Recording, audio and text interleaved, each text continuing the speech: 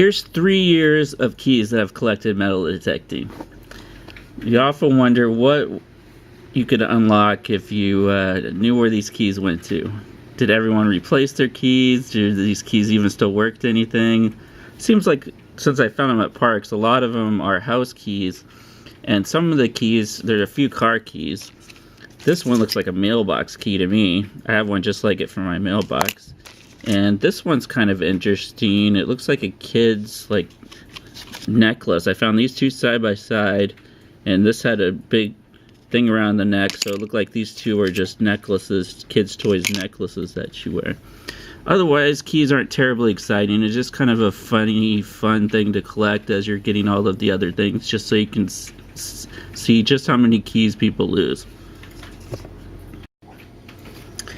Here's 3 years worth of gaming tokens that I found. We have Dave & Buster's, and most of them are Chuck E. Cheese.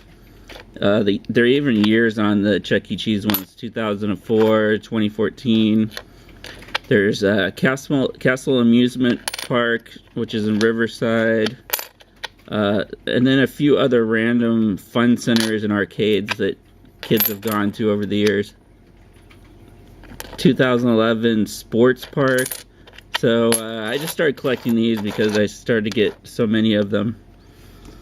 And I've collected 2 dog tags off of dogs. There's addresses and phone numbers. I tried to text the people. Nobody responded. I thought that'd be funny to tell people that here's your dog tag from 10 years ago that I dug up. I dug up at this baseball park a coach award, world's greatest coach, and the person cared so much they lost it. I think that's kind of funny. I'll probably throw it away eventually, but it's just kind of funny thing. Found a Boy Scout physical fitness belt loop for a Cub Scout. I found a ring here, but it's a total junk kid's ring as far as I could tell. And found this thing. As far as I can tell, it's just broke off of something. No idea what that is. I think it's just garbage. Found a lot of just garbage kids play rings and things here that I've kept, hoping that they're worth something. Like, I think this is just a stupid metal earring, and it's not any metal that is worth anything. I keep running into rolled the flattened pennies that you put in the machines. This one's from the San Diego Zoo. It's kind of funny that these things end up in the ground also. I've found like 2 or 3 of them. Birch Aquarium in La Jolla. Here are all my zinc pennies. Zinc pennies are pennies from 1982 and afterwards.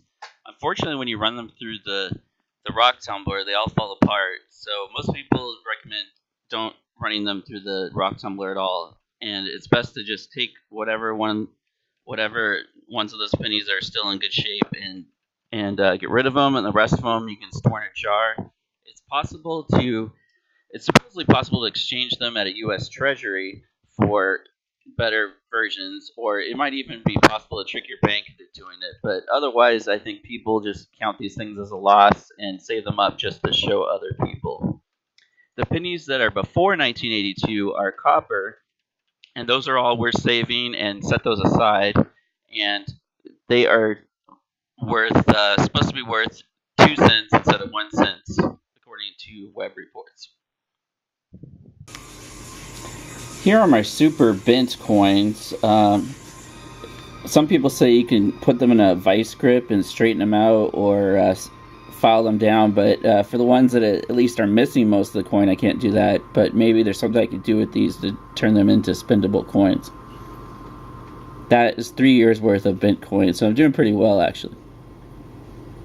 Here's all the pull tabs I've saved over the years. I've noticed on some videos, people have this many pull tabs in a single day or a single run. So I think what that tells me is I did not dig enough pull tabs, and that is the gold range. And I found very little treasure over the last 2 years using the Ace 250. So from now on, now that I have the AT Pro, I'm going to be digging all of these signals, and I'm going to get more nickels and more pull tabs, but hopefully some more treasure. Here are the 4-win coins that I've collected over the years. Nothing too special. There's like 3 Mexican coins. I've got a couple of Canadian coins. One's not, two are shown there. I have one more. A couple of Korean coins, and a coin from Barbados, and I think a coin from Ecuador and Costa Rica. So not a lot of foreign coins, but it's still pretty cool that you can find these things, because I would have no easy way to get these coins otherwise, I think, without going somewhere. In 3 years of using the Ace 250, these are the best finds that I've found so far. Sadly, I found a 1965 silver, or 1960s silver quarter. I found this jewelry here, and it says silver, and it's got some gems in it, and it's probably garbage, but I need to take it to a jeweler and see if it's possibly worth anything. I found the only good ring I found, sadly, is a minuscule silver child's ring. It's got some gems in it also, but I'm guessing it's also just play jewelry, but it is marked as silver.